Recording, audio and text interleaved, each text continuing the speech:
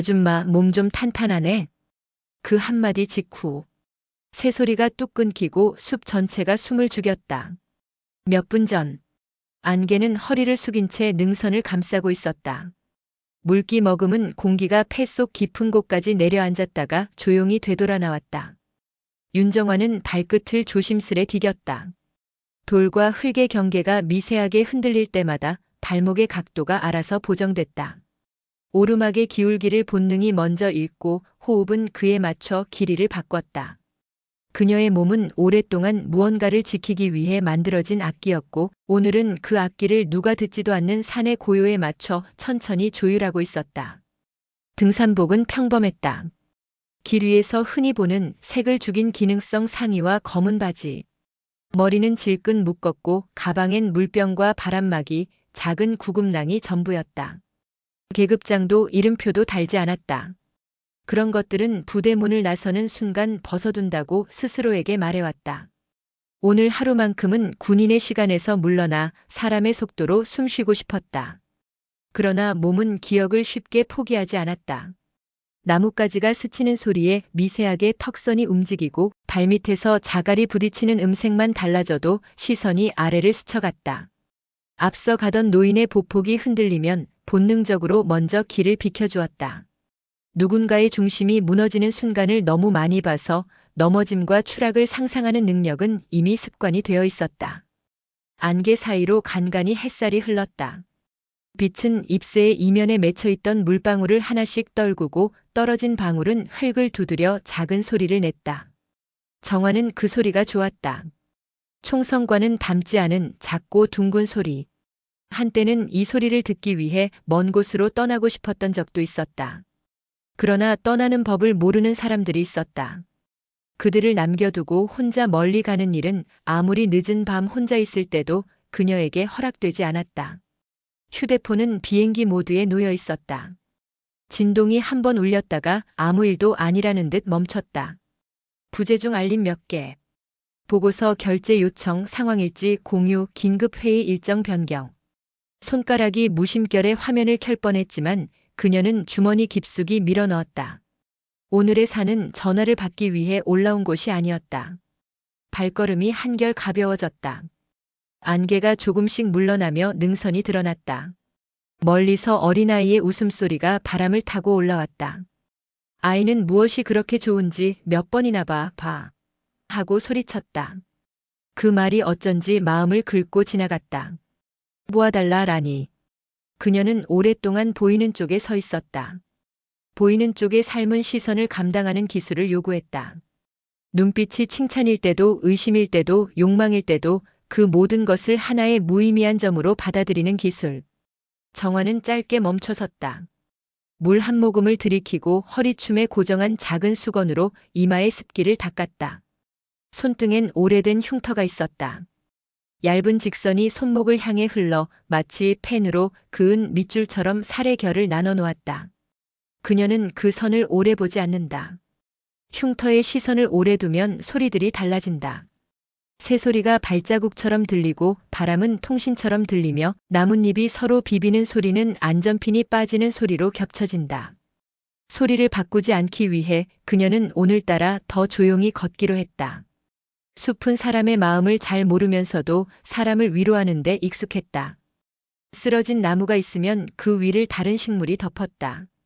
부러진 가지에는 버섯이 돋았고 빈자리는 금세 초록이 메웠다. 사람들은 늘 무언가를 벌충하느라 애를 썼다. 메우고 덮고 잊고 다시 시작한다. 그게 살아남은 자의 방식이었다. 그녀도 그들 중 하나였다. 길가의 표지판엔 글씨가 흐릿했다. 누군가의 손가락이 오래 더듬었던 모양이었다. 방향을 확인하고 고개를 들었을 때 멀리서 커다란 그림자가 움직였다. 그녀는 어깨에 걸쳤던 가방의 끈을 한 번 더 잡아당겨 고정했다. 시야가 맑아졌다. 안개가 옅어지자 산은 비로소 산의 얼굴을 드러냈다. 위험이라 부를 만한 끄덕임 같은 것. 굳이 단어를 찾자면 조용한 명령에 가까웠다. 어제까지의 하급 보고들과는 결이 다른 오래된 불변의 문장. 돌아가라 혹은 올라가라. 정답은 누구도 알려주지 않았다. 발 아래 작은 개구리 한 마리가 길을 건넜다.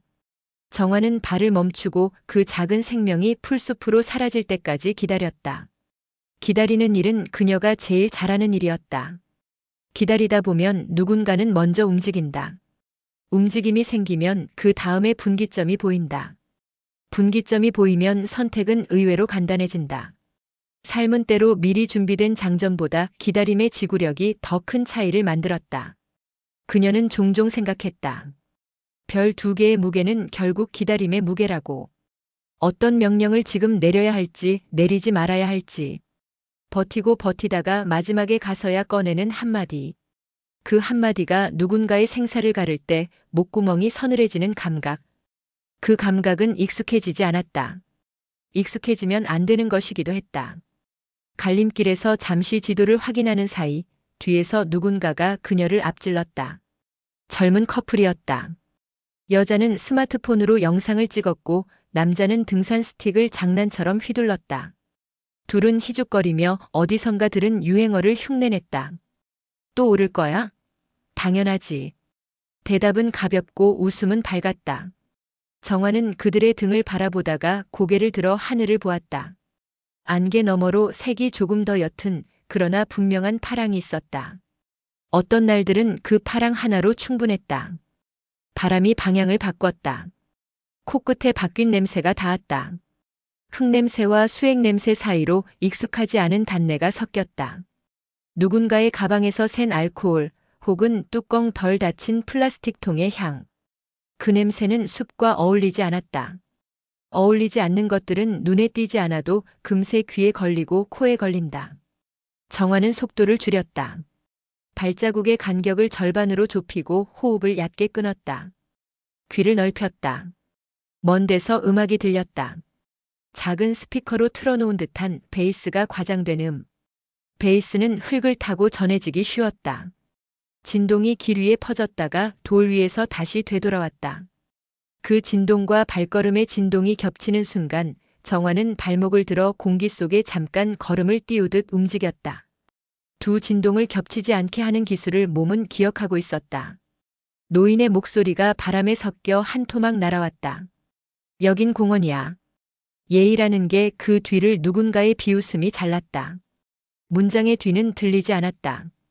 바람은 듣기 쉬운 것만 나르고 듣기 어려운 것은 산이 삼켜버렸다. 정화는 그 자리에서 한 걸음 더 움직이지 않았다. 지나가라. 머리 한쪽에서 누군가가 속삭였다. 오늘은 쉬어야지. 다른 쪽에서 누군가가 말했다. 그녀의 몸은 이미 대답을 고르고 있었다. 손목의 시계를 힐끗 본 뒤 정화는 허리춤에 작은 구급낭이 제 위치에 있는지 확인했다. 물병의 무게를 손에 옮겨보고 뚜껑이 정확히 닫혀 있는지 돌렸다. 별것 아닌 행동들이 몸을 정돈했다. 전장은 늘 사소한 준비의 차이에서 갈렸다. 그리고 여기서의 전장은 어쩌면 말 한마디일 수도 있었다. 말의 전장은 피가 덜 흘렀지만 더 오래 남았다. 길 위에 떨어진 초록 병뚜껑이 햇빛을 반사했다. 정화는 그걸 발끝으로 가장자리로 밀어냈다. 누군가가 미끄러지지 않도록. 전쟁터에서 배운 일들 중 가장 소중한 것은 누군가가 넘어지지 않게 하는 일이었다. 때로 그 일은 칼을 드는 일보다 더 많은 용기를 요구했다. 숲은 침묵의 연습을 하고 있었다. 새들이 주파수를 낮추듯 소리를 줄였다. 나뭇잎 사이로 부서지던 햇살이 고르지 않게 흔들렸다. 정화는 숨을 반박자 늦췄다. 심장이 두 번 뛰는 사이 머릿속에 사격장의 흰 관역이 떠올랐다가 사라졌다. 관역은 이제 사람이 아니었으면 좋겠다고 그녀는 무시무시한 소망을 한 번 더 삼켰다. 노인의 목소리가 다시 들렸다. 이번에는 분명한 호흡이 섞여 있었다. 숨이 거칠었고 그러나 단단했다. 누군가가 그 목소리를 비웃었다. 그 비웃음은 짧았지만 모욕은 대개 짧은 형식을 하고 있다. 길게 끌면 싸움이 된다. 짧으면 상처가 된다. 상처는 늦게 아프다. 늦게 아픈 것들이 더 오래 간다. 정화는 천천히 걸음을 옮겼다. 등 뒤에서 커플의 웃음소리가 멀어졌다. 대신 다른 소리가 가까워졌다.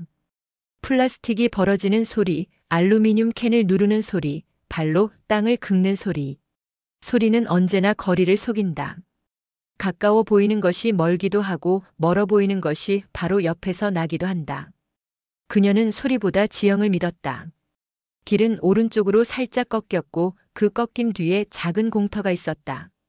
공터는 언제나 문제의 가능성을 품는다. 비가 그치면 물이 고이고 바람이 잦아들면 사람의 소리가 모인다. 그녀는 마지막으로 뒤를 돌아보았다. 아무도 없었다. 누구에게도 부탁할 수 없는 일을 또다시 혼자 해야 할지도 모른다는 생각이 잠깐 스쳤다. 그 순간 그녀는 자신이 얼마나 오랫동안 혼자라는 단어를 관용구처럼 사용해왔는지 깨달았다. 혼자는 편안했고 위험했고 자유로웠다. 자유에는 언제나 대가가 있었다. 별 2개는 자유의 대가를 대신 치러주는 형태의 보증 같기도 했다. 누군가 가벼운 농담처럼 별은 좋겠다라고 말할 때마다 그녀는 그 농담의 무게를 대신 들어주었다. 들어주다가 어깨가 굳었다. 공터의 모서리를 돌기 전 정화는 숨을 한 번 고르고 시야를 낮췄다. 낮은 시야는 언제나 더 많은 것을 보여준다. 발목, 손목, 장비의 밑면, 얼굴에서 가장 솔직한 표정. 위를 보면 표정이 달라진다. 아래를 보면 속도가 보인다. 속도는 의도보다 먼저 말한다. 그때였다. 바람이 잠깐 엎드렸고 소리들이 방향을 바꿨다. 누군가의 말이 날아와 그녀의 귓불을 때렸다. 말은 살갗에 닿는 것처럼 정확하게 닿았다. 아줌마, 몸 좀 탄탄하네. 그 한마디 직후 새소리가 뚝 끊기고 숲 전체가 숨을 죽였다. 정화의 발목이 멈췄다. 발 뒤꿈치와 흙 사이에 아주 얇은 틈이 생겼다. 틈은 짧은 시간의 다리였다. 그녀는 틈 위에 섰다. 앞으로 갈 수도 돌아설 수도 있었다. 산은 아무 말도 하지 않았다. 침묵은 때로 지휘보다 강했다. 앞으로라고 누가 속삭였는지 알 수 없었다. 자신일 수도 어제의 자신일 수도 전날의 이름 모를 누군가일 수도 있었다. 그녀는 천천히 공터의 모서리를 돌았다. 안개는 그 순간만큼은 관객이었다. 풀잎은 고개를 세웠고 바람은 조용했다. 멀리서 한 노인의 등판이 보였다. 등판은 곧게 서 있었고 손은 떨렸다. 그 앞에 3명의 그림자가 있었다. 그림자는 웃고 있었다. 웃음에는 기세가 있었다. 기세는 때로 말보다 먼저 사람을 밀었다. 정화는 입술을 다물었다. 다문다는 것은 말의 준비였다. 말의 준비는 싸움의 준비와 닮았다. 싸움을 원하지 않지만 싸움은 늘 말보다 늦게 온다. 늦게 오는 것에게 맞서기 위해 그녀는 늘 조금 먼저 준비했다. 그녀의 손이 가방끈을 한 번 더 당겼다. 끈은 소리를 내지 않았다. 소리가 나지 않는 준비는 오래된 습관이었다. 습관은 사람을 지키거나 망치거나 둘 다 했다. 오늘은 지키는 쪽이길 바라면서 정화는 한 걸음 내디뎠다. 산이 조용했다. 조용한 산은 종종 누군가의 목소리를 크게 키운다. 큰 목소리는 덜 무섭고 작은 목소리는 더 무섭다. 작은 목소리가 날카롭게 칼날을 세워오면 사람들은 그제야 뒤를 돈다. 지금의 그녀는 뒤돌아보게 하는 작은 목소리였다. 그녀는 아직 아무 말도 하지 않았다. 다음 순간 공기는 방향을 바꿨다. 공터는 그늘과 햇살이 반반으로 갈라져 있었다.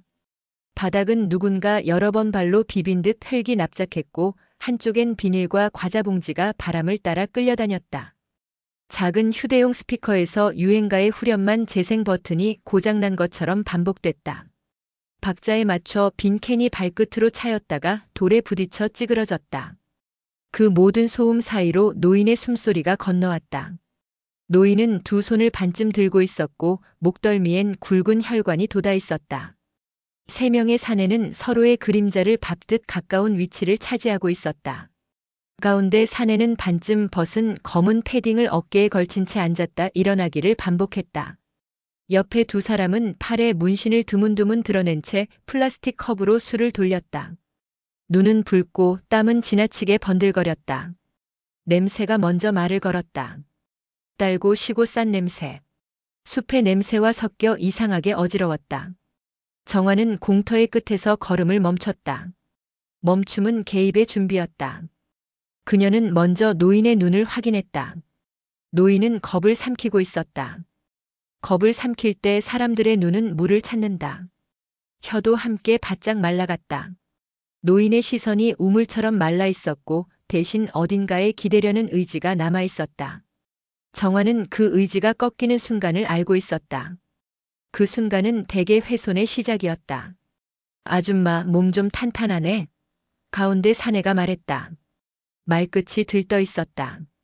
들뜬 목소리는 상대의 반응을 먹고 더 커졌다. 정화는 대답하지 않았다. 말이 더해질수록 상황은 단순해지는 대신 선택지는 좁아졌다. 길은 여기 하나야. 지나가려면 인사부터 하고. 왼쪽의 사내가 반막은 눈꺼풀로 곁눈질을 했다.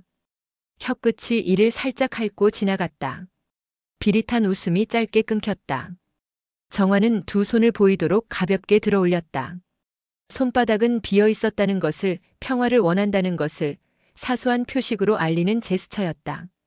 느리게 그러나 확실하게. 죄송합니다. 길을 비켜주실 수 있을까요? 노인분이 힘들어 보이십니다. 그녀의 목소리는 낮았고 딱 필요한 만큼만 공기를 썼다. 그 낮음이 어쩐지 사내들에겐 명령처럼 들린 모양이었다. 가운데 사내의 눈이 번쩍였다. 기세가 어정쩡하게 꺾이는 찰나를 그는 모욕으로 되돌리려 했다. 아줌마 별은 어디 달았냐고. 군인 폼은 좀 나는 것 같은데. 오른쪽 사내가 희죽거리며 다가왔다. 그는 정화의 가방끈을 손가락으로 톡 쳤다. 가볍고 무례한 촉감이 허공을 스쳤다. 정화는 어깨 죽지를 뒤로 천천히 말아 넣었다. 어깨가 내려가고 척추가 수직으로 정리됐다. 서 있는 것만으로도 중심이 바뀌었다. 중심이 바뀌면 거리감도 바뀐다. 거리는 대화의 종류를 바꾼다. 노인의 입술에서 거친 한숨이 흘렀다. 여긴 산이여. 소란 피울 곳이 아니지. 말은 옳았지만 옳은 말은 종종 더 큰 비웃음을 부른다. 가운데 사내가 캔을 들어 올려 비스듬히 기울였다. 알코올이 바닥에 젖었다. 물기가 번졌다. 알코올은 흙 위에서 느리게 퍼졌다. 그 느림이 이상하게 길게 느껴졌다. 정화는 다시 한 번 말로 끝낼 수 있는 범위를 재었다. 지금 그만하시죠. 여기서 다치면 하산이 곤란해집니다. 다 같이 안전하게 내려가죠. 제안은 합리적이었다. 그러나 합리는 술과 함께 앉아있지 않았다. 합리는 지금 이 공터엔 초대받지 못했었다. 오른쪽 사내가 한 발 더 다가오다 말았다. 그는 정화의 얼굴을 훑었다. 훈련받지 않은 눈이었지만 본능은 무언가를 알아채는 듯 했다. 야, 얘 눈 봐라. 왼쪽 사내가 중얼거렸다. 사람 눈이 저렇게 조용할 수 있냐? 가운데 사내가 그 말을 손사래로 지웠다. 조용하면 더 신나지. 그는 꼭대기를 향해 고개를 한 번 들었다가 다시 정화에게 시선을 내렸다. 아, 근데 그는 고개를 끄덕이며 노인을 턱짓했다. 영감님 관리비는 냈나? 산 정리하느라 우리도 고생이 많아.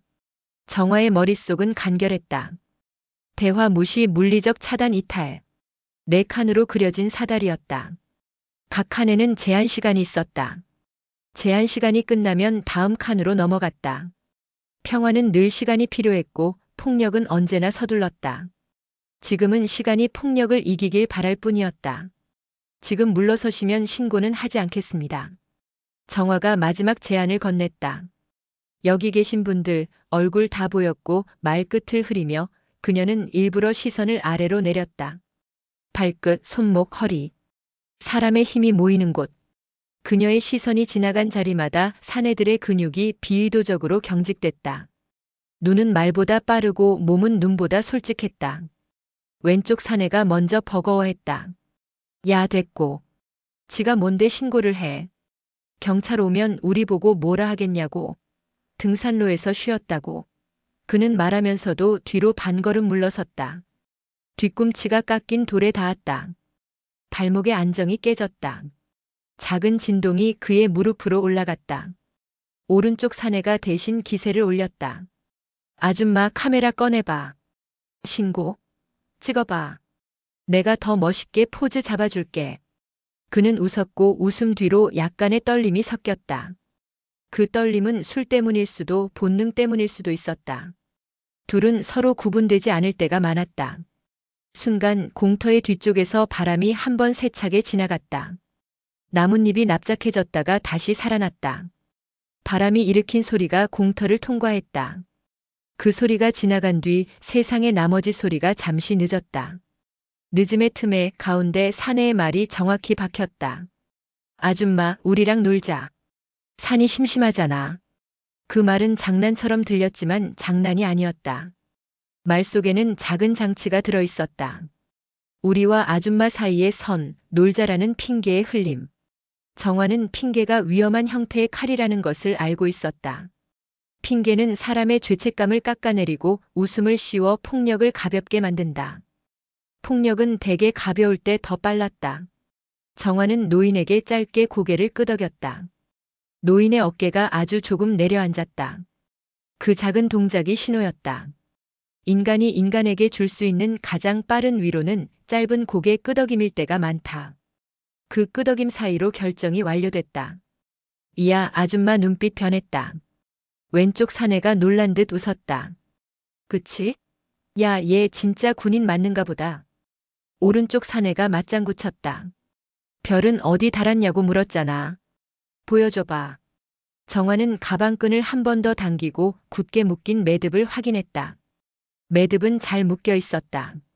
매듭이란 원래 풀기 쉽지 않게 묶는 게 목적이었지만 전장에서는 때때로 반대로 빨리 풀리는 매듭이 사람을 살렸다. 오늘 그녀의 매듭은 그 둘 사이 어딘가에 있었다. 정화가 어깨를 내렸다. 어깨가 내려가면 사람들은 대개 안심한다. 그러나 그것은 잘못된 신호였다. 그녀가 어깨를 내릴 때는 대개 준비가 끝났을 때였으니까.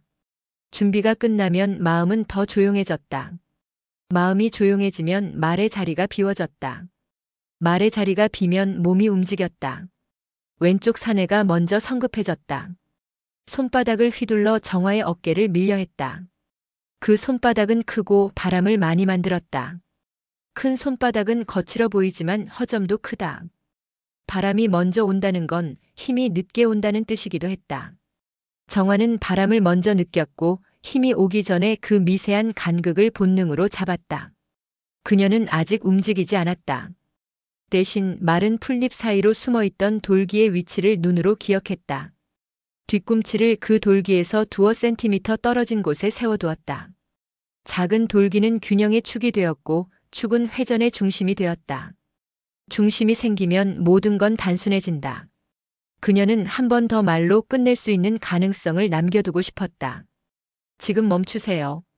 하고 낮게 말했다. 낮은 목소리는 높이의 기세를 꺾는다. 사내들의 웃음이 주춤거렸다. 웃음이 주춤거릴 때 사람은 스스로를 돌아볼 기회를 얻는다. 그 기회는 지금처럼 자주 무시되곤 했다. 가운데 사내가 손목을 뒤집어 스틱을 반대로 잡았다. 무게 중심이 손잡이에서 끝으로 옮겨갔다. 옮겨간 중심은 돌아오는데 시간이 걸린다. 시간은 그녀에게 늘 아군이었다가 어떤 날은 적이기도 했다. 오늘은 아직 아군이었다. 오른쪽 사내가 한 발 더 전진했다. 그의 신발 밑창의 무늬가 바닥에 그대로 찍혔다. 무늬는 쓰러질 방향을 가르친다. 그는 모른 채였다.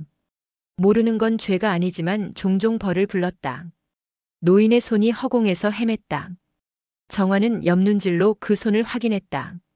기다리는 시간을 더 늘릴 수 없다는 것이 분명해졌다. 공터의 공기가 무거워졌고 음악의 박자는 또렷해졌다. 또렷함은 끝의 신호였다.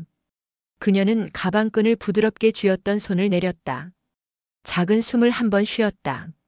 숨이 들고 나는 길이 정확해졌다. 심장은 한 방 느리게 뛰었다. 느리게 뛰는 심장은 오래 버티기 위한 몸의 마지막 수단이었다. 가운데 사내의 입꼬리가 올라갔다. 그래, 이제야 놀 준비됐나 보네. 정화의 손가락이 가방끈에서 천천히 떨어졌다. 공터의 공기가 묘하게 뒤틀렸다. 음악은 여전히 흘러나오고 있었지만 이제는 누가 부르는 노래인지 알 수 없을 정도로 음이 흐려져 있었다. 마디가 느려지고 박자가 늘어졌다. 숲의 울림과 섞여 하나의 긴 숨처럼 이어졌다. 사람의 목소리는 줄어들고 대신 발소리가 선명해졌다. 발소리는 크지 않았다. 그러나 모든 발소리에는 방향이 있었다. 방향이 있는 소리는 언제나 결과를 가지고 왔다. 정화는 움직이지 않았다.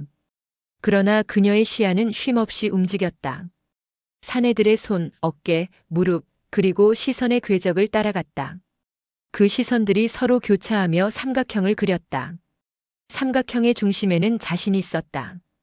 그녀는 그 삼각형이 무너질 때를 알고 있었다. 언제나 가장 먼저 무너지는 건 중심이었다.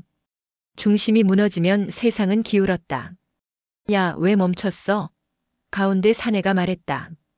놀자며. 놀자니까. 목소리가 불필요하게 커졌다. 큰 목소리는 대개 자신을 설득하기 위한 것이었다. 그가 스스로의 기세를 잃지 않기 위해 말의 부피를 늘리고 있었다. 그만하시죠. 정화가 말했다. 이번엔 짧았다. 말이 짧아진다는 건 여유가 줄어든다는 뜻이었다. 그녀의 발끝이 돌 위에서 미세하게 위치를 바꿨다. 아주 미세하게 균형을 맞추는 동작. 균형은 언제나 전투의 시작점이었다. 오른쪽 사내가 코웃음을 쳤다. 야, 이 아줌마 봐라. 진짜 싸우기라도 하겠대? 그는 스틱을 허공에 휘둘렀다. 스틱 끝에 고무 덮개가 빠지며 철의 소리가 울렸다. 그 소리는 숲의 평형을 깨뜨렸다. 작은 새들이 날아올랐다. 날갯짓은 방향이 아니라 불안이었다. 정화는 그 소리에 반응하지 않았다. 대신 사내의 손목 각도를 계산했다. 손목의 회전 속도와 관절의 방향이 어긋나 있었다. 경험상 저런 회전은 2번 이상 반복되지 않는다. 손목이 부러지기 전에 사람은 본능적으로 멈춘다. 그녀는 스스로에게 말했다. 멈추게 할 수도 있다. 그녀는 단호함을 숨기지 않았다. 지금 돌아가세요. 사내가 비웃었다. 뭐라고? 돌아가라? 그는 한 발 더 다가왔다. 당신이 누군데 명령을 해? 정화는 그 질문에 대답하지 않았다. 대답은 이미 불필요했다. 그들이 듣고 싶은 건 이유가 아니라 복종이었다. 이유를 말하면 논리가 되고 논리는 그들을 자극했다.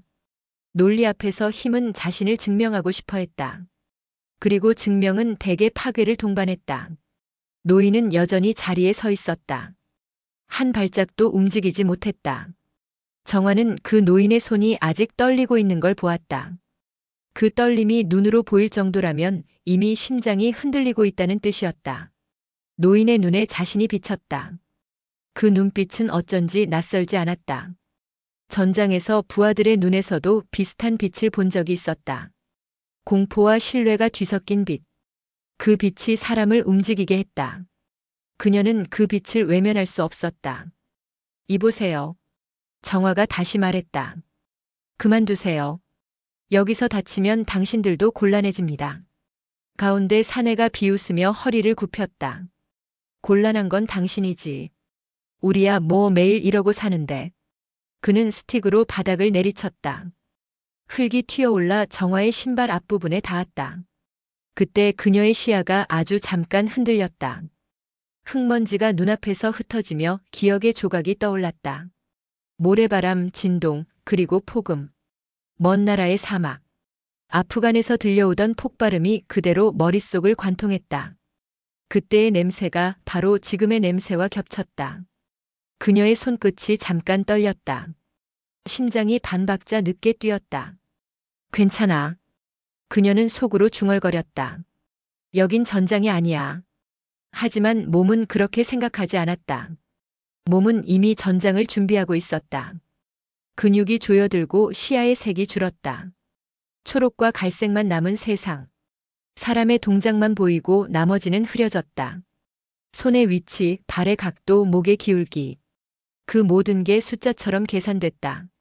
계산은 감정을 밀어냈다. 감정이 빠져나가자 공기가 맑아졌다. 그 맑음 속에서 그녀의 목소리가 낮게 흘렀다. 이제 멈추세요. 마지막입니다. 오른쪽 사내가 헛웃음을 터뜨렸다. 뭐, 우리 잡아갈 거야?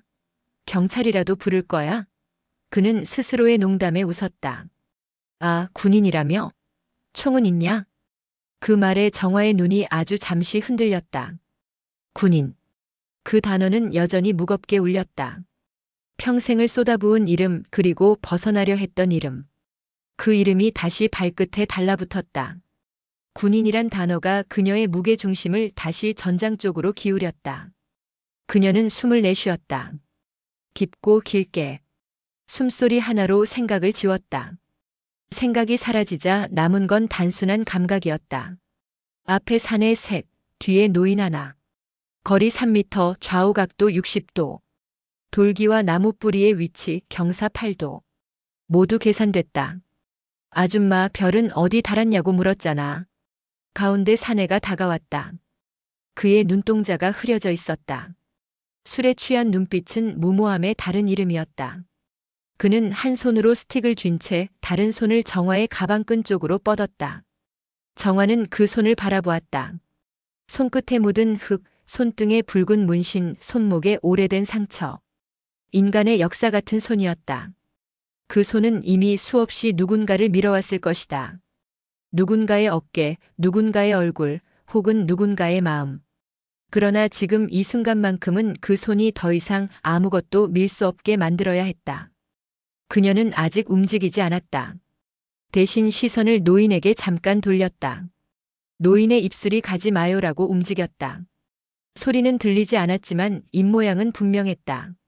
그 한마디가 공기를 흔들었다. 그 공기가 정화의 귓속으로 들어왔다. 정화는 미세하게 고개를 끄덕였다. 노인의 말은 약속이었고 고개 끄덕임은 수락이었다. 그 약속이 깨지지 않기 위해서는 지금의 순간이 끝나야 했다. 가운데 사내의 손이 가방끈에 닿았다. 순간 정화의 몸이 반응했다. 아니, 반응하려 했다. 그러나 그녀는 스스로를 붙잡았다. 아직 아니다. 아직 한 번 더 남았다. 말로 끝낼 수 있는 기회. 단 한 번. 그녀는 숨을 들이켰다.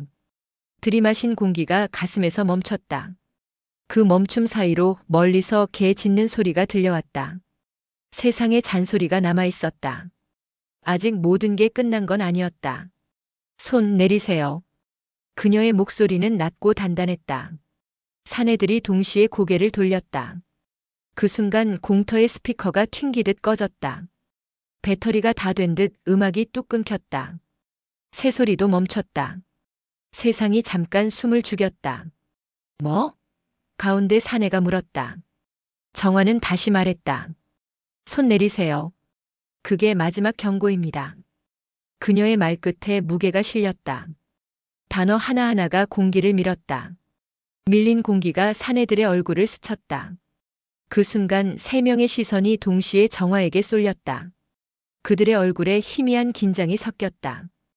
이유를 모르는 긴장. 본능이 앞질렀다. 정화의 시야가 조금 넓어졌다. 그 넓음 속에서 먼 곳에서 반사되는 빛이 보였다. 햇빛이 칼날처럼 흙 위로 번져 있었다. 그 빛의 경로를 따라 나뭇가지의 그림자가 길게 드리워졌다. 그림자의 끝은 사내들의 발끝을 덮었다. 그림자는 말을 하지 않았다. 대신 경고했다. 그녀는 손가락을 천천히 쥐었다가 폈다. 손가락 하나하나가 자기 자리를 찾았다. 그것은 기도와 닮은 동작이었다. 준비가 아니라 결심의 자세. 당신들 지금 그만 가세요. 그녀의 목소리가 마지막으로 떨어졌다. 그 말은 공터의 한가운데에 맺혀 사라지지 않았다. 가운데 사내가 웃었다. 그래, 아줌마가 그렇게 원하면. 그의 손이 다시 움직였다. 정화의 시선이 그 손을 따라갔다. 그리고 그녀의 발끝이 아주 천천히, 그러나 확실하게 앞으로 향했다. 공터의 공기가 바뀌었다. 긴장보다 조용하고 폭풍보다 차가운 그 특유의 공기. 전장의 냄새였다. 정화는 그 냄새를 알아보았다. 그리고 멈추지 않았다. 그의 손끝이 가방끈을 움켜쥐는 순간 세상의 속도가 한 방 느려졌다. 정화의 시야가 정지한 듯 넓게 펼쳐졌다. 시간은 길어졌고 공기엔 철 냄새가 섞였다. 누구도 눈치채지 못했지만 그녀의 발끝은 이미 돌 위에서 미세하게 중심을 옮기고 있었다. 그 중심의 이동이 하나의 명령이었다. 몸이 먼저 알고 마음이 나중에 따랐다. 가운데 사내의 손이 그녀의 어깨로 향했다. 그 손은 덜렁거렸고 의도는 불분명했다. 술에 젖은 동작은 대개 자신이 만드는 피해의 크기를 모른다. 정화는 그 무지의 무게를 잘 알고 있었다. 그리고 그 무게를 이대로 넘기면 누군가가 다치게 된다는 것도. 순간 그녀는 스스로의 숨을 멈췄다. 숨이 멈추면 세상의 소리가 바뀐다. 자신의 심장 소리가 외부의 진동보다 더 크게 들리기 시작할 때 그녀는 움직였다. 첫 동작은 단순했다. 손목을 잡아 비트는 데 걸린 시간은 0.4초. 몸의 중심을 돌려 상대의 균형을 무너뜨리는데 0.6초. 그의 손목이 삐걱 소리를 내며 틀어졌다. 짧은 신음이 새어나왔고 그 소리가 나뭇잎을 흔들었다. 공기가 울렸다. 그녀는 계산하지 않았다. 계산은 전장에서 이미 끝냈다. 손이 나가면 어디로 돌아와야 하는지, 힘의 방향을 바꾸려면 어디를 눌러야 하는지. 몸은 그 모든 답을 기억하고 있었다. 왼쪽 사내가 야! 하고 외쳤다. 그의 외침이 반사되기도 전에 정화는 몸을 낮췄다. 왼쪽에서 밀려오는 그림자가 보였다. 그녀는 손목을 풀어내며 중심을 다시 세웠다. 바람이 어깨를 스쳤고 그 바람 뒤로 주먹이 지나갔다. 주먹은 허공을 때렸고 균형을 잃은 남자의 상체가 기울었다.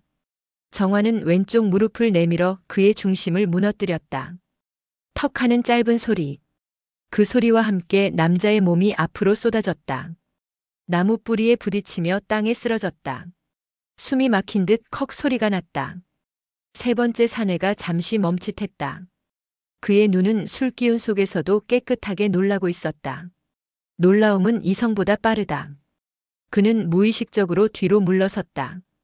그러나 이미 공터는 좁았고 발끝엔 작은 바위가 걸려 있었다. 뒤로 넘어지며 손에 들고 있던 스틱을 허공에 휘둘렀다. 스틱이 허공을 가르며 휘청거렸다. 그 휘청임이 정화의 시야에 들어왔다. 그녀는 스틱의 궤적을 따라 몸을 돌렸다. 허리를 낮추고 스틱 끝이 지나가는 타이밍에 발끝을 밀어냈다. 탁! 짧고 명료한 충돌음. 스틱은 허공에서 방향을 잃고 나무 기둥에 부딪혔다. 철이 나무를 긁는 날카로운 소리. 그 소리는 곧 정적을 불렀다. 남자는 놀란 눈으로 정화를 바라보았다. 그녀의 얼굴은 아무런 감정이 없었다. 감정이 빠진 얼굴은 차갑지 않았다. 그저 고요했다. 마치 누군가를 살리기 직전의 표정처럼. 하지 마세요. 그녀가 말했다. 단 한 줄 그러나 단호했다. 남자는 대답하지 않았다. 숨소리만 들렸다. 비틀거리던 그의 몸이 균형을 잃고 땅에 주저앉았다. 공터의 가운데 가장 먼저 덤벼들었던 사내가 고통에 찬 신음을 내며 몸을 일으켰다. 정화는 그를 바라봤다. 그의 손목은 이미 부어올라 있었다. 그녀는 다가가지 않았다. 그저 한 발자국 물러섰다. 그리고 말했다. 이건 경고입니다. 더는 움직이지 마세요. 그녀의 목소리는 흔들리지 않았다. 그 말은 명령 같았고 동시에 기도 같았다. 남자는 그녀의 표정을 읽으려 했지만 그 표정엔 해석할 여백이 없었다. 오로지 정적만 있었다. 숲이 다시 들썩였다. 새가 한 마리 나뭇가지 위로 올라가더니 이내 다른 방향으로 날아갔다. 그 새의 날갯짓이 시간을 다시 움직이게 했다. 모든 게 제자리로 돌아오려는 찰나. 가운데 사내가 이를 악물었다. 인연이. 그의 욕설은 끝나지 못했다. 입에서 단어가 완성되기도 전에 정화의 몸이 다시 움직였다.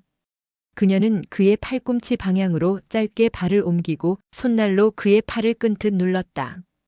팔의 중심이 꺾이며 몸이 따라 돌았다. 그녀는 더 이상 세게 밀지 않았다. 단 한 번의 제압. 그 이상은 필요하지 않았다. 그의 몸이 땅으로 떨어졌다. 흙먼지가 일었다. 정화는 조용히 숨을 내쉬었다. 숨이 길게 나왔다. 그 숨은 자신에게 보내는 자책 같았다. 노인이 뒤쪽에서 숨죽이며 서 있었다. 정화가 그를 향해 고개를 돌렸다.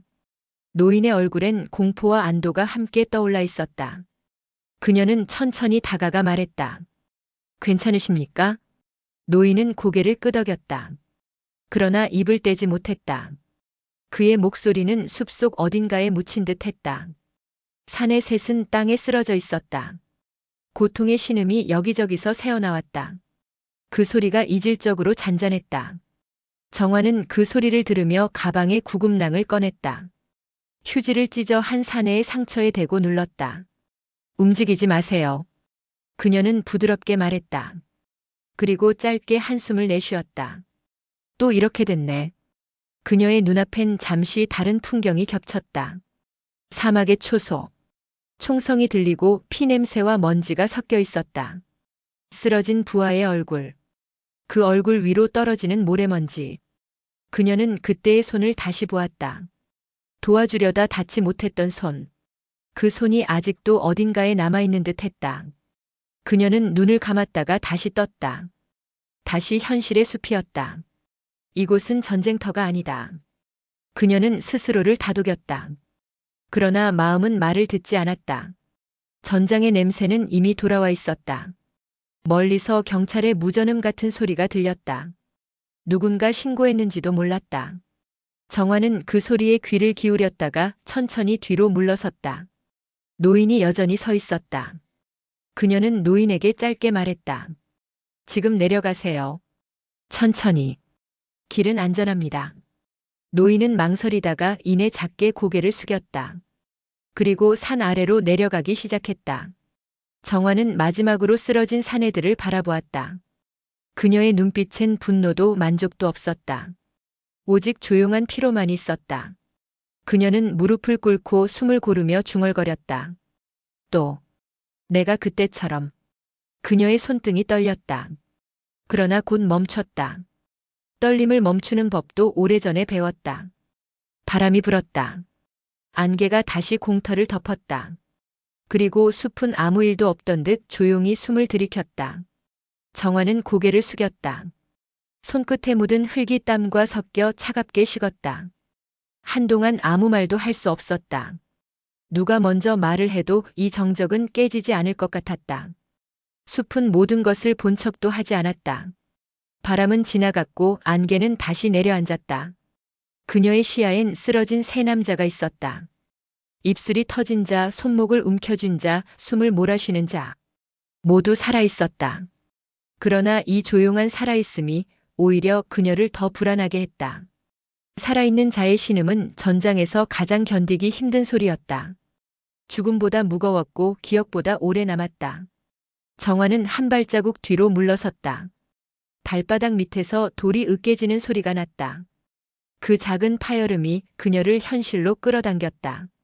아직 산이다. 아직 전쟁이 아니다. 그녀는 스스로에게 그렇게 속삭였다. 그러나 속삭임은 믿음으로 바뀌지 않았다. 시야가 좁아졌다. 공터의 색이 빠지고 먼지가 회색으로 번졌다. 그 회색이 어디서 본 것 같았다. 머릿속 어딘가가 기억이라는 이름으로 열렸다. 마이너스 마이너스 마이너스. 모래바람. 사막 한가운데 부서진 철조망이 비틀린 채 세워져 있었다.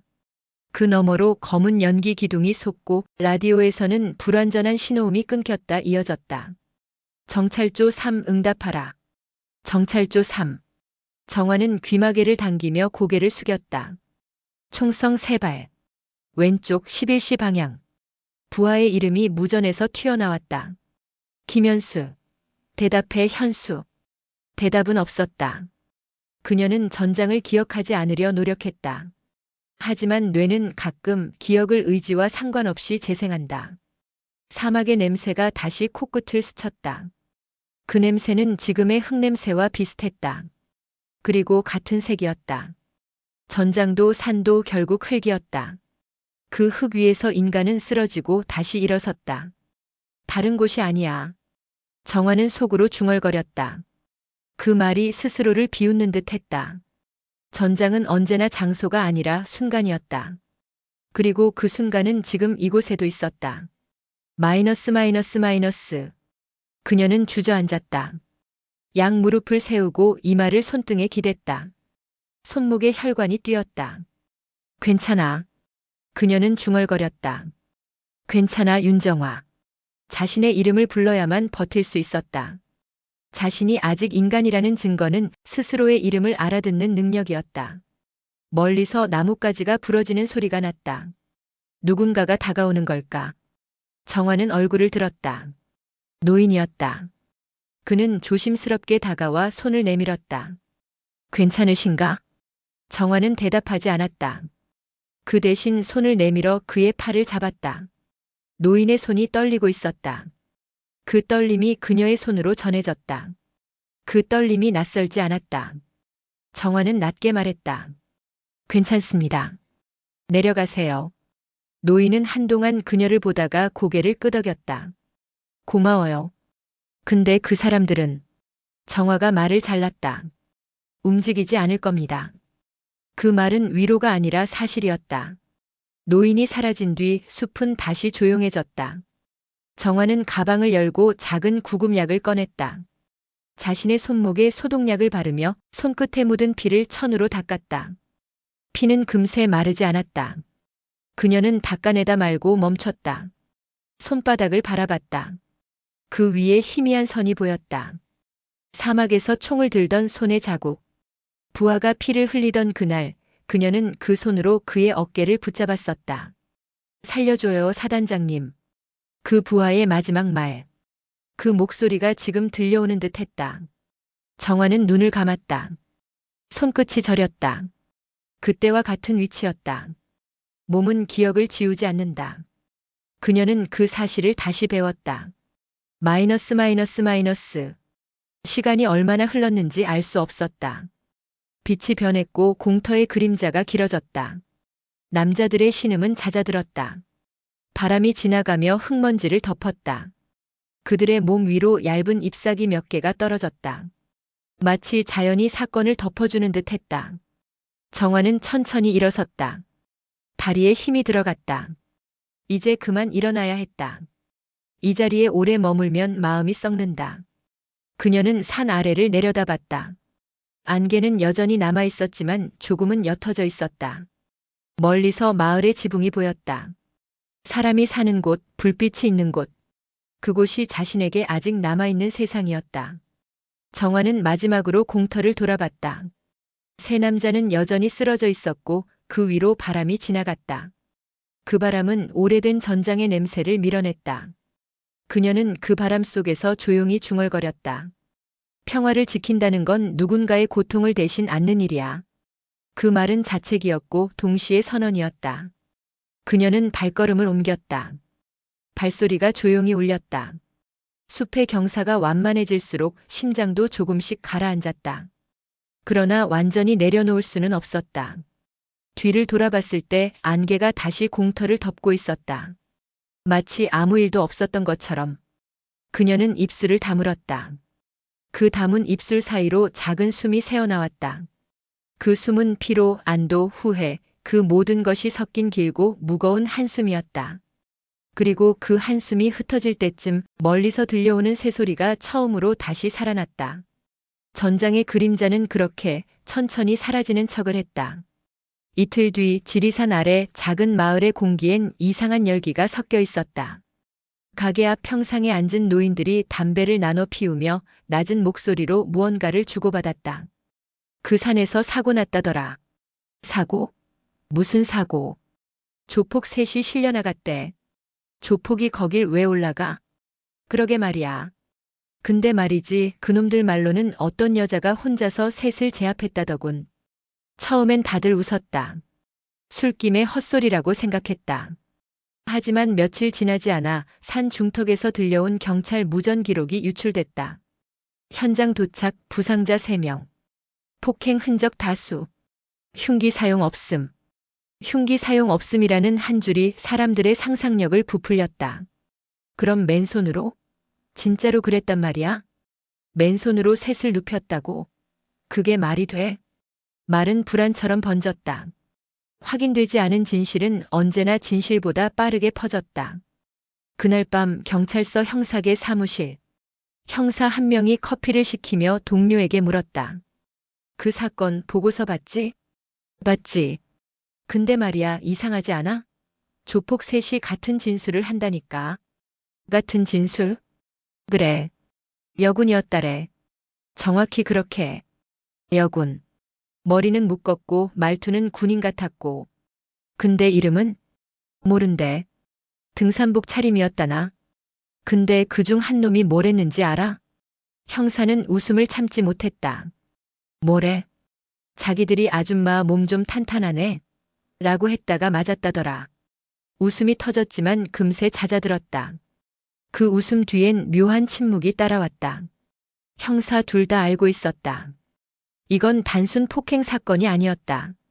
어딘가 건드리면 안 되는 층위가 있었다. 서울 국방부. 민원 보고서 한 장이 장관실 책상 위에 올려졌다. 지리산 등산로 인근 폭행 사건 관련 가해자 전원 중상. 군 관계자 연루 의혹 제기 군 내부 전원 무관 확인 중. 비서관이 조심스럽게 말했다. 사단 쪽에서 소문이 조금 돕니다. 소문? 특전사 쪽입니다. 여군 장성이 현장에 있었다는 말이 있습니다. 장관의 눈썹이 미세하게 움직였다. 확인된 겁니까? 확인 중입니다만 관련 영상이나 목격자는 없습니다. 그럼 없는 걸로 해. 짧은 대답이었다. 그 한 문장으로 사건은 기록되지 않은 일이 되었다. 그 시간 윤정환은 부대 회의실에 앉아 있었다. 보고서 위의 글자들이 희미하게 흔들렸다. 사단장님 괜찮으십니까? 참모의 목소리가 들렸다. 정환은 고개를 들었다. 괜찮네. 그냥 피곤해서. 그녀의 눈가엔 그늘이 짙었다. 회의실의 창문 너머 군막사 뒤편의 깃발이 바람에 흔들렸다. 그 깃발의 색이 잠시 눈부셨다. 그녀는 시선을 돌렸다.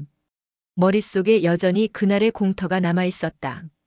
흙냄새, 신음, 안개의 냄새. 그리고 손끝의 감각. 참모가 조심스레 입을 열었다. 사단장님, 지리산 사건 말입니다. 그게 하급 장병들 사이에서도 조금씩 이야기가 퍼집니다. 여군 장군이 조폭을 제압했다는 식으로요. 정환은 아무 말도 하지 않았다. 참모가 말을 이었다. 지금은 그냥 소문입니다만 언론에 새나가면. 정화가 말을 잘랐다. 소문은 놔두게. 예?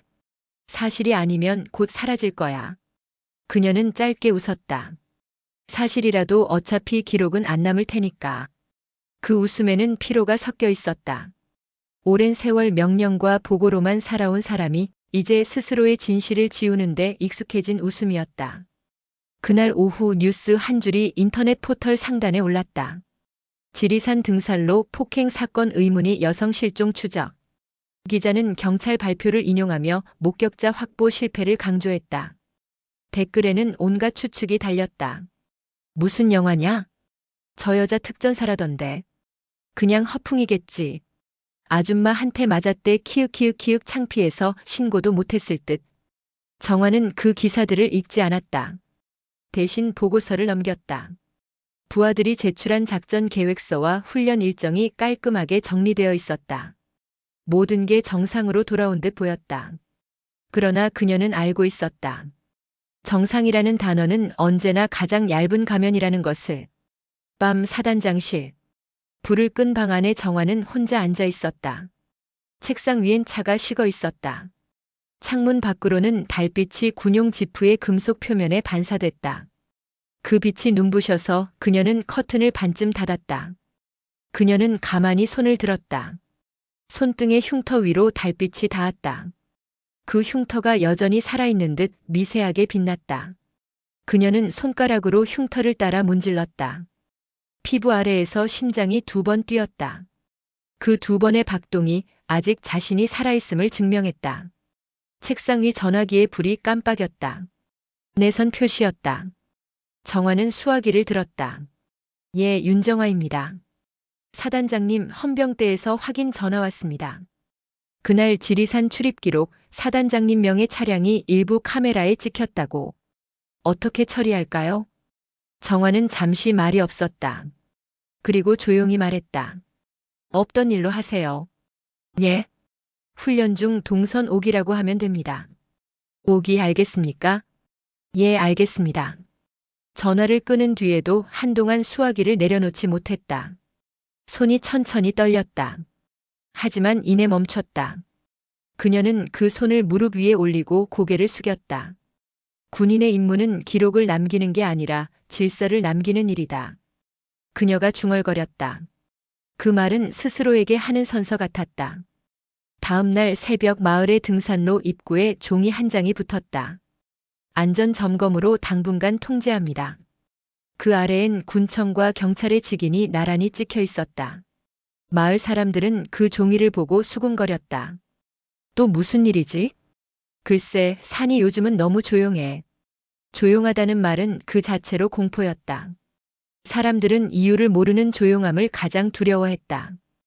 윤정화는 그날 새벽 창가에서 그 산을 바라봤다. 안개가 다시 산허리를 감싸고 있었다. 그녀는 낮게 그러나 분명히 말했다. 진실은 필요 없어. 평화가 있으면 돼. 그 말은 자장가처럼 방 안에 남았다. 새벽 햇살이 천천히 커튼 사이로 들어왔다.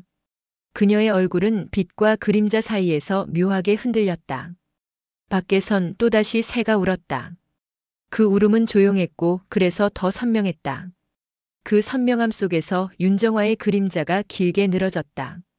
그리고 그 그림자는 천천히 어둠 속으로 녹아들었다. 챕터 7. 사단장의 고백. 새벽 4시 부대의 스피커에서는 여전히 기상방송이 울렸다. 규칙적인 호루라기 소리, 군인들의 발자국, 대답 소리.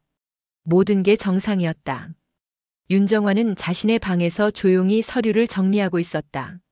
종이 위의 활자들이 눈앞에서 뭉개졌다. 글씨는 분명했지만 의미가 더 이상 들어오지 않았다. 책상 위에 놓인 시계의 초침이 또박또박 움직였다. 그녀는 그 소리를 들으며 문득 생각했다. 시간은 멈추지 않지만 인간은 멈춰야 할 때가 있다. 그녀는 자신이 그 멈춰야 할 때를 정확히 알고 있었다. 문제는 멈추는 법을 몰랐다는 거였다. 참모가 노크를 했다. 사단장님, 회의 준비 완료됐습니다. 들어오게. 문이 열리고 젊은 장교들이 서류를 들고 들어왔다. 그들은 단정했고 눈빛은 맑았다. 그들에겐 아직 전장의 냄새가 없었다. 그녀는 그 냄새를 맡지 않게 해주고 싶었다. 오늘 보고는 간결하게 하게. 현장보다는 사람을 먼저 챙겨. 훈련은 효율이 아니라 안전이야. 정화의 목소리는 단단했지만 안쪽엔 피로가 배어 있었다. 참모 중 한 명이 잠시 머뭇거리다 물었다. 사단장님, 어제 말씀하신 산 사건 그건 어떻게 됐습니까? 정화는 손끝을 멈췄다. 사건이라기보단 소문일 뿐이네. 그렇습니까? 소문은 바람과 같아서 잡을 수 없지. 그냥 흘려보내게. 그녀는 덤덤히 말했다. 그러나 말의 끝이 미세하게 떨렸다. 회의가 끝나자 참모들이 모두 나갔다. 문이 닫히자 방 안의 공기가 달라졌다. 정화는 잠시 창가로 걸어갔다. 창밖엔 아침 안개가 천천히 흩어지고 있었다. 그녀는 커피잔을 들었지만 마시지 않았다. 식은 커피에서 올라오는 미약한 냄새가 이상하게 피 냄새와 섞였다. 그녀는 서류 더미 아래에 있는 봉투 하나를 꺼냈다. 파병 기록 극비. 오래된 봉투였다. 봉투의 종이는 손에 닿자마자 부서질 듯 얇았다. 그녀는 손가락으로 봉투의 모서리를 따라 문질렀다. 그 안엔 김현수 상사의 사망 보고서가 들어있었다. 8년 전 아프간 북부. 그녀의 첫 실전 지휘였고 첫 실패였다. 보고서의 마지막 줄은 간결했다. 전투 중 실종, 추정 사망. 그 세 단어가 8년째 그녀의 어깨 위에 있었다. 정화는 봉투를 천천히 덮었다. 덮는 동작이 고해처럼 느껴졌다. 살릴 수 있었는데. 그녀는 중얼거렸다. 그날 내가 한 발만 빨랐다면 그의 이름은 지금도 명부 위에 있었을 거야. 그녀는 의자에 몸을 기댔다. 천장이 낮게 내려앉은 듯 했다. 어디선가 종이 넘기는 소리 같은 환청이 들렸다. 그 환청 속에서 누군가가 말했다. 사단장님 명령을 주세요. 그 목소리가 너무 선명해서 그녀는 두 손으로 귀를 막았다. 잠시 후 참모가 다시 들어왔다. 사단장님, 장군님께서 연락하셨습니다. 지난주 사고 관련해서. 정화는 말을 자르듯 고개를 들었다. 없던 일이라고 전하게. 참모는 놀랐다. 예, 하지만 보고가 이미. 그럼 더 이상 말하지 마. 그녀의 목소리가 단단하게 부서졌다. 그 부서짐은 명령이었다. 참모는 잠시 머뭇거리다가 그대로 나갔다. 문이 닫히자 정화는 깊은 숨을 내쉬었다. 숨이 길게 이어졌다. 그 숨소리 하나로 방 안이 메워지는 듯 했다. 그녀는 책상 위에 손을 올렸다. 손끝이 조금 떨렸다. 그 떨림은 두려움이 아니라 자책의 떨림이었다. 점심 무렵 헌병대 소속 대위가 부대에 방문했다. 사단장님, 잠시 뵐 수 있겠습니까? 무슨 일이지? 지리산 사건 관련 확인차 왔습니다. 정화는 고개를 끄덕였다. 대위의 얼굴엔 긴장이 묻어 있었다. 그녀는 그 긴장이 어떤 종류인지 정확히 알았다. 진실을 알고 싶지 않은 사람의 표정. 서류상 문제는 없습니다. 그럼 됐습니다. 하지만 목격자 진술에 별을 단 여자라는 말이 있습니다. 그건 농담일 거야. 네. 그 대답은 서로를 위한 예의였다. 헌병이 나간 뒤 정화는 책상에 앉았다. 오른손으로 자신의 왼쪽 어깨를 짚었다. 그 아래엔 아직 멍이 남아 있었다. 그날 조폭의 손이 닿았던 자리였다. 살짝 누르자 통증이 밀려왔다. 그 통증이 오히려 위로 같았다. 통증은 살아있다는 증거야. 그녀는 스스로에게 말했다. 그날 저녁 부대의 일일 보고를 마친 뒤 정화는 조용히 막사 뒷문으로 나왔다. 바람이 차가웠다. 멀리 산등성이에 해가 걸려 있었다. 그 빛이 붉게 산의 능선을 덮었다. 그녀는 그 빛을 바라보며 멈춰섰다. 강한 자는 싸움을 멈출 수 있는 자다. 그녀가 그 말을 처음 들은 건 선배 장군의 장례식장에서였다. 그 말이 그때는 비현실적으로 들렸지만 지금은 그 뜻이 뼈에 새겨진 듯 했다. 그녀는 허공을 바라봤다. 바람이 불 때마다 머리카락이 얼굴을 스쳤다. 문득 자신이 지금 어떤 표정을 짓고 있는지 궁금했다. 웃고 있을까, 울고 있을까? 확실한 건 그 둘 중 하나라도 괜찮다는 생각이었다.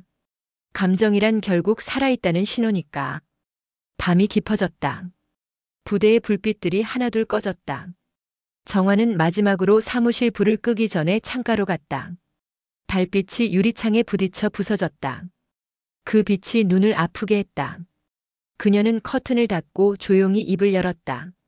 지휘관은 사람을 살리기 위해 싸워야 한다. 그런데 난 아직도 싸우고 있구나. 그녀의 목소리는 거의 들리지 않았다. 하지만 방 안의 공기는 그 말에 반응하듯 미세하게 떨렸다. 정화는 의자에 앉아 천천히 눈을 감았다. 머릿속이 텅 비었다. 그 비어있음 속에서 그녀는 비로소 인간으로 돌아왔다. 지휘관이 아니라 이름 하나로 존재하는 사람으로. 윤정화. 그녀는 자기 이름을 속으로 불렀다. 그 이름이 마음속에서 잔잔히 울렸다.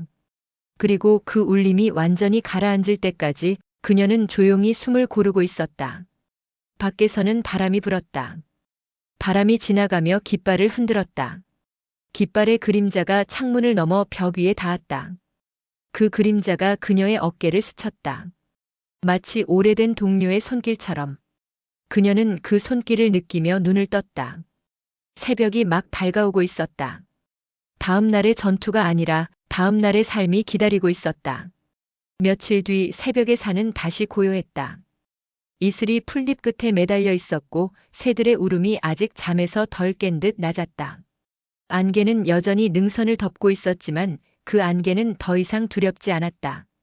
그녀는 천천히 산길로 걸어올랐다. 윤정화. 그 이름을 부르는 사람은 이제 아무도 없었다. 하지만 그녀는 스스로의 이름을 마음속에서 되뇌었다. 그 이름이 여전히 살아있는 자신을 증명해주는 유일한 언어였다. 산은 변하지 않았다. 그날의 공터도 그대로였다. 다만 땅 위엔 사람의 흔적이 거의 지워져 있었다. 누군가 일부러 정리한 듯 가지가 치워지고 돌이 옮겨져 있었다. 그녀는 천천히 그 자리를 둘러봤다. 자신의 발자국이 사라진 자리에서 이상하게 마음이 편안해졌다. 흔적이 없다는 건 누군가에게는 평화였다. 그녀는 바닥에 주저앉았다. 바람이 천천히 불었다. 그 바람이 머리카락을 흔들고 손끝에 흙을 식혔다. 그녀는 눈을 감았다. 숨소리가 고요하게 섞였다. 이젠 괜찮아. 마음속에서 누군가의 목소리가 그렇게 말했다. 그것이 자신의 목소리인지 아니면 오래전 떠난 부하의 것인지는 몰랐다. 다만 그 말이 오랜 시간 자신을 묶고 있던 무언가를 풀어주는 듯 했다. 잠시 후 그녀는 가방에서 무언가를 꺼냈다. 오래된 군번줄이었다. 빛이 발에 있었지만 이름은 아직 선명했다. 김현수. 그녀는 군번줄을 손바닥 위에 올려놓고 조용히 웃었다. 미안하다. 그리고 고맙다. 그녀는 군번줄을 바위 틈에 끼워 넣었다. 그리고 손끝으로 흙을 덮었다. 그 동작은 제사도 기도도 아니었다. 그저 놓아주는 행위였다. 사람이 사람으로 돌아가기 위해 필요한 마지막 의식. 그녀는 자리에서 일어났다. 무릎에 먼지를 털고 산 아래를 바라봤다. 안개가 걷히는 자리에 햇살이 흘러내렸다. 그 빛이 따뜻했다. 그녀는 손바닥을 펴서 그 빛을 받았다. 그 빛이 피부 위를 타고 흐르며 마치 생명의 맥박처럼 느껴졌다. 산 아래로 내려가는 길은 길고도 조용했다. 새소리, 나뭇잎의 마찰음, 멀리서 들리는 물소리. 모든 소리가 섞여 마치 하나의 호흡처럼 들렸다. 그녀는 발걸음을 멈추지 않았다. 이제 싸움이 끝났으니까. 이제 평화를 두려워하지 않아도 되었으니까. 길 아래엔 마을의 지붕이 보였다. 그곳에서 연기가 피어올랐다. 사람들은 평범하게 아침을 맞고 있었다. 그 평범함이 세상에서 가장 고귀한 풍경으로 느껴졌다. 정화는 천천히 걸었다. 마을 입구에 이르자 한 아이가 자전거를 타고 지나갔다. 아이의 바퀴가 바닥에 무릉덩이를 튀기며 웃음소리를 남겼다. 그 소리가 정화의 마음속 어딘가를 건드렸다. 그녀는 미소를 지었다. 진짜로 웃은 건 오래된 기억 속에서도 처음이었다. 그녀는 마을 입구의 평상에 앉았다. 가게 아저씨가 신문을 넘기다 그녀를 힐끗 봤다. 등산하셨습니까? 네. 오랜만에요. 요즘 산은 좀 조용하죠? 네, 아주요. 정화는 그렇게 답하고 미소를 지었다. 아저씨는 그녀가 누군지 몰랐다. 그냥 등산객 중 하나일 뿐이었다. 신문 위엔 작은 기사 하나가 실려 있었다. 지리산 폭행 사건, 가해자들 병원서 회복 중 경찰 특이사항 없음. 그녀는 그 문장을 바라보다 조용히 신문을 덮었다. 그제야 완전히 끝났다는 확신이 들었다. 그날 저녁 그녀는 혼자 숙소의 마당에 앉았다. 하늘은 붉게 물들어 있었다. 기러기 떼가 서쪽으로 날아갔다. 그녀는 그걸 오래도록 바라봤다. 그 새들의 규칙적인 비행선이 어쩐지 군인들의 행진과 닮아 있었다. 하지만 그 행진은 자유로웠다. 명령도 구호도 없었다. 그녀는 천천히 눈을 감았다. 이젠 군인 아닌 사람으로 살고 싶다. 그 말이 입에서 흘러나왔다. 그것은 다짐이 아니라 고백이었다. 누구에게 들려주기 위한 말이 아니었다. 그냥 자신에게 들려주는 마지막 명령이었다. 멀리서 바람이 불었다. 그 바람은 그녀의 머리카락을 스쳤다. 바람 끝에는 흙냄새가 그리고 아주 옅은 피냄새가 섞여 있었다. 하지만 이번엔 그 냄새가 두렵지 않았다. 그건 이제 과거의 냄새였으니까. 정화는 고개를 들어 하늘을 바라봤다. 하늘은 깊었고 그 안에는 아무 소리도 없었다. 그녀는 미소를 지었다. 강한 자는 싸움을 멈출 수 있는 자다. 그 말이 산 아래로 흘러내렸다. 그리고 더 이상 아무 소리도 들리지 않았다. 빛이 완전히 사라지기 전 그녀의 그림자가 천천히 산길 아래로 사라졌다. 그 끝엔 한 사람의 군인이 아닌 한 사람의 인간이 있었다.